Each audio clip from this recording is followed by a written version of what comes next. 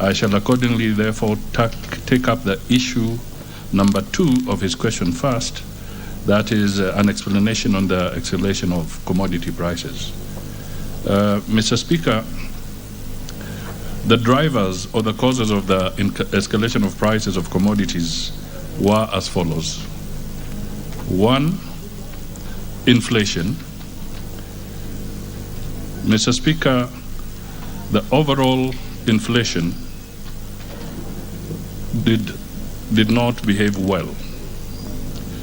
The Kenya National Bureau of Statistics indicate that in 2002, the inflation was around 7.9%, and it peaked in October 2022 to 9.6%, and in March it has declined slightly to 9.2% March this year. Inflation was pushed by the following factors: higher food prices resulting from reduced agricultural production and drought effects. Global supply chains were disrupted mainly by the Russia-Ukraine conflict.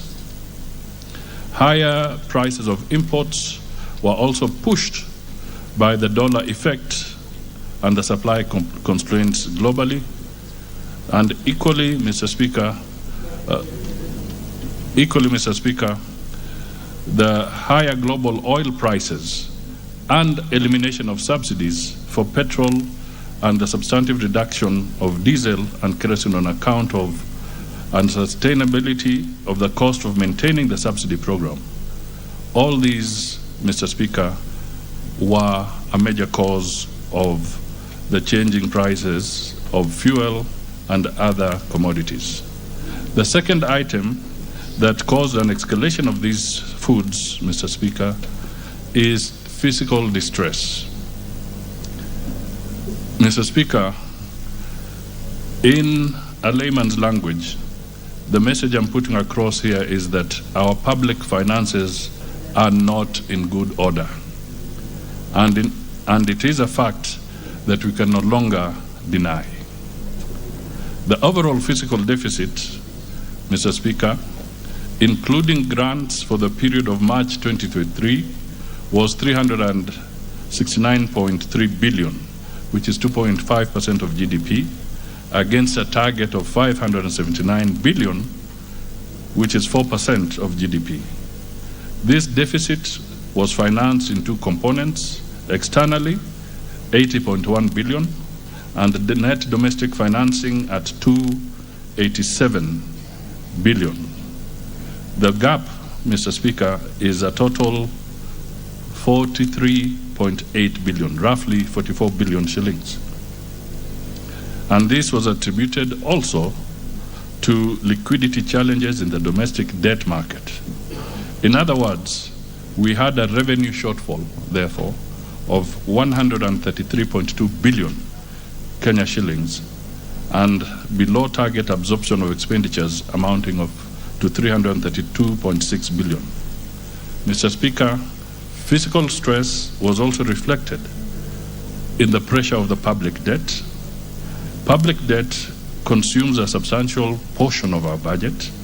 In fact, members may wish to note that interest cost is now the single largest expenditure item in our recurrent budget, exceeding the wage bill and county equitable share, that is interest payments alone.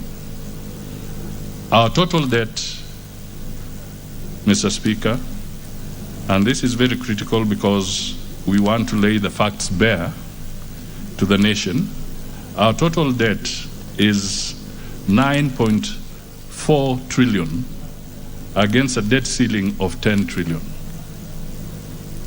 This comprises external debt of 4.8 trillion and domestic debt of 4.5 trillion as at the end of March 2023. The cumulative debt service to external creditors as at the end of March stood at 312.6 billion, and this comprises a principal of 197 billion and interest payment of 115.7 billion.